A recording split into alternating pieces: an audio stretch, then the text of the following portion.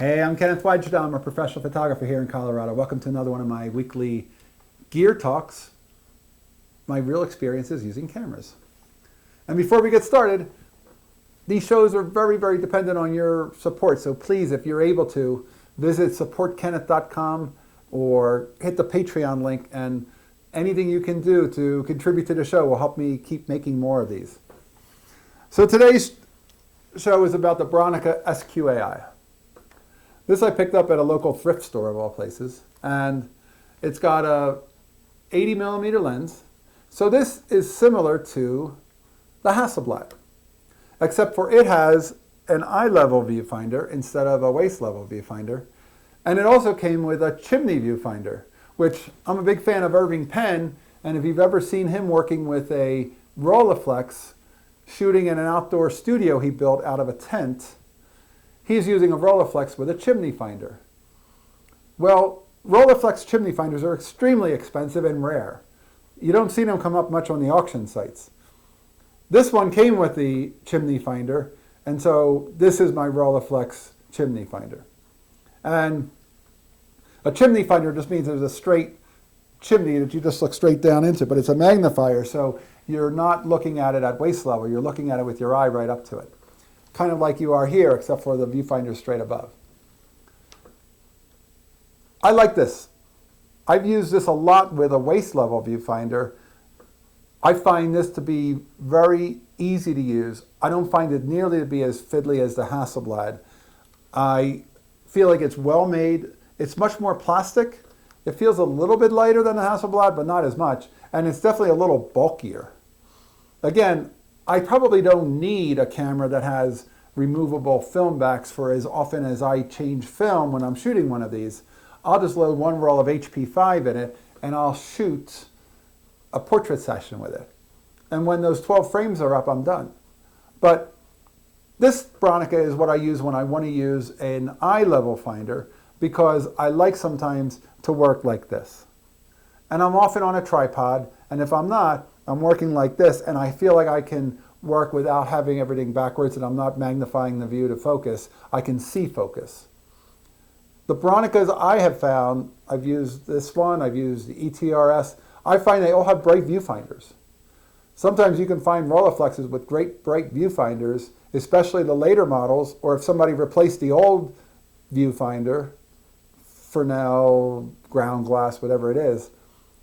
But the Bronicas, everyone I've ever seen has had a bright viewfinder. So you can really get away with shooting a bright screen, which you're not trying to squint into the corners and see what your composition is.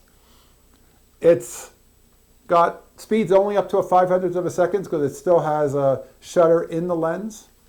But it works with flash at every setting, but I'm not a flash guy with this. I'm usually using this natural light.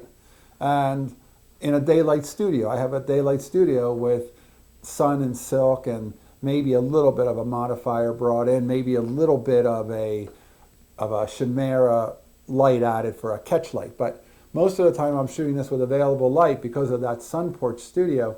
And I would say, if you want a camera, you want the eye level viewfinder, if you want a camera that you don't have to pay for, the eye level viewfinder on the Hasselblad is pricier. The chimney finder on the Rolleiflex is super pricey.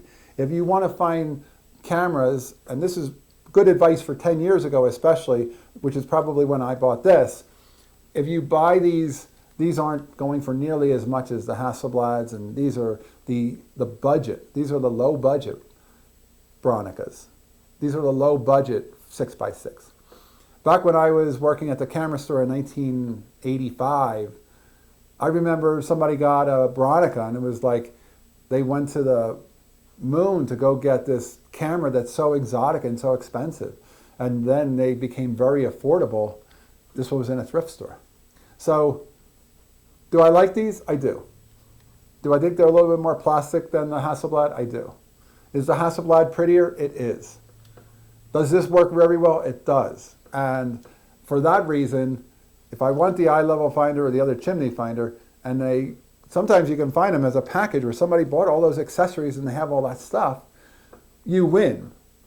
You win because you get all those things that they bought into a package. And that's what this has. It doesn't have proprietary camera strap lugs. It just has normal ones. And if you're looking for an inexpensive camera, they also, you can replace this with a hand grip.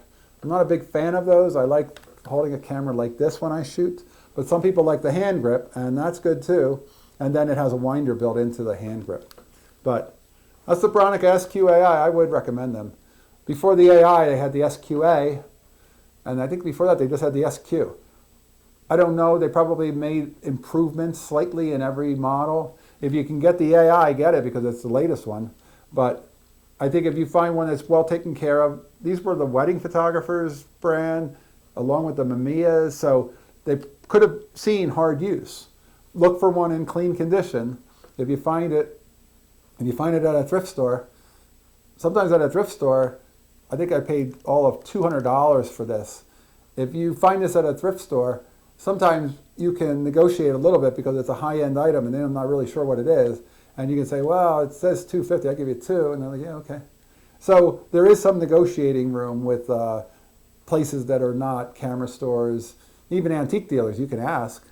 I picked up a Yashica Mat 124G one time at a antique store. It was marked 125. I said, the owner happened to be at her booth. I said, hey, would you take 75? She's like, sure.